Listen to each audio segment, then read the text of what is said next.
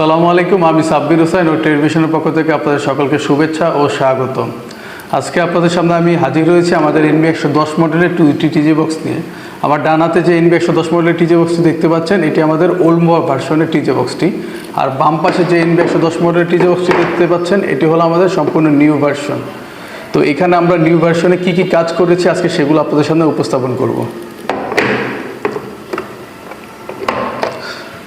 আমরা আমাদের নতুন টিজি বক্সটির ঢাকনাটি খোলার পরে আর পুরাতন টিজি বক্সটির ঢাকনাটি খোলার পরে কী কী পার্থক্য দেখতেছি সেটা বলি। প্রথম, আমাদের পুরাতন NB 110 মডেলের টিজি বক্সটির ভিতরে আমরা দুটি খাড়া নাট ইউজ করতাম ট্রে এবং গ্লাসের আবদ্ধ করে রাখার জন্য।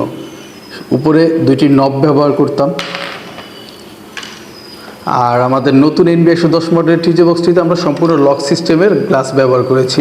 এখানে আমরা লকটা কিভাবে খুলবো সেটা দেখাচ্ছি। লেফট সাইড বলে একটা ওয়ার্ড লেখা আছে, এখানে ট্রেটা ঢাকনাটা খোলার পর আপনারা দেখতে পারবেন।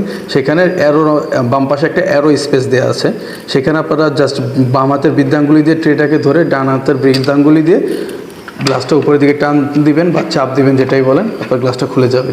আবার এটা কিভাবে লাগাবেন, এই লেফট সাইডের বাটনে যে কানেকশন পোর্টটা আছে এটা দিয়ে জাস্ট এখানে ধরবেন, এখানে যে ফাঁকাটা আছে ধরলে পরে দুই পাশে দুইটা চাপ দিবেন, আপনার গ্লাস লেগে গেল।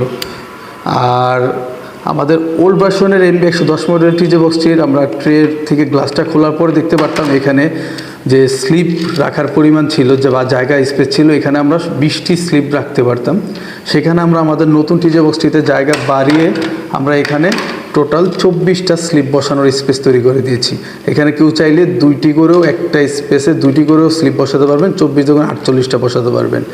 আর এখানে আমরা ড্রেসিং স্পেস বাড়ানোর জন্য এবং ট্রেটাকে বড় করার জন্য চারপাশে 4টা খাড়া স্ক্রু ব্যবহার করেছি। আগে যেখানে আমাদের ড্রেসিং স্পেস কম ছিল, এখন সেটাকে আমরা বাড়িয়ে আমরা অনেকটা জায়গা বৃদ্ধি করেছি চারপাশে 4টা স্ক্রু ব্যবহার করার মাধ্যমে।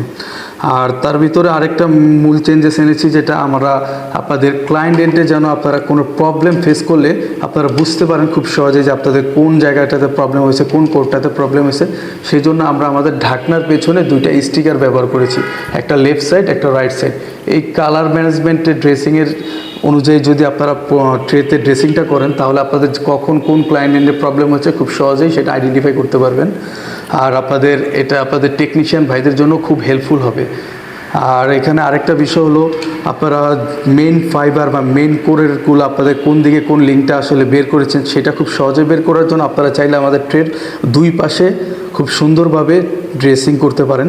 সেটা কীভাবে, আপনারা এই সাইডে লেফট সাইডে যে আপনার স্লিপ বসানোর জায়গাগুলো আছে, লেফট সাইডের দিকে আপনার যে কোরগুলো গেছে মেন লাইনের, সেগুলো আপনারা এখানে আইডেন্টিফাই করার জন্য রাখতে পারেন।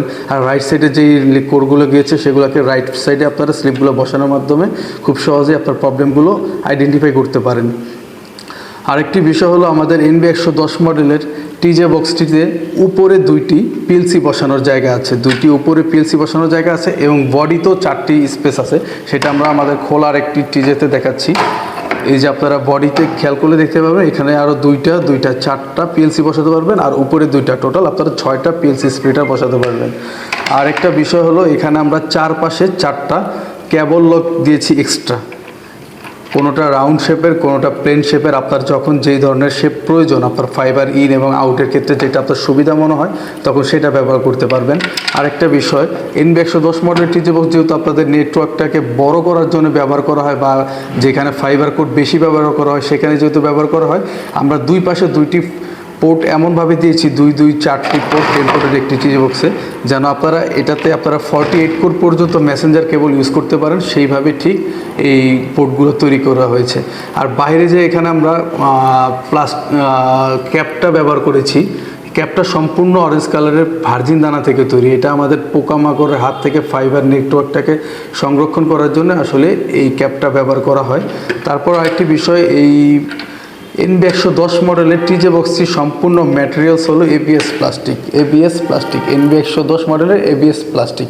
এই ABS প্লাস্টিকটা অণুতে ব্যবহার করা হয়, আর শুধুমাত্র আমরাই ট্রেডমিশন যারা টিজি বক্সে ব্যবহার করি। এটা দীর্ঘদিন ব্যবহার উপযোগী এবং এটাতে বুশটা সাধারণত গলে যাওয়ার সম্ভাবনা খুবই কম থাকে। এখানে যে আমরা সোনালী রঙের বুশটা ব্যবহার করি, এটার বুশের পরিমাণ আছে 9.5 মিলিগ্রাম।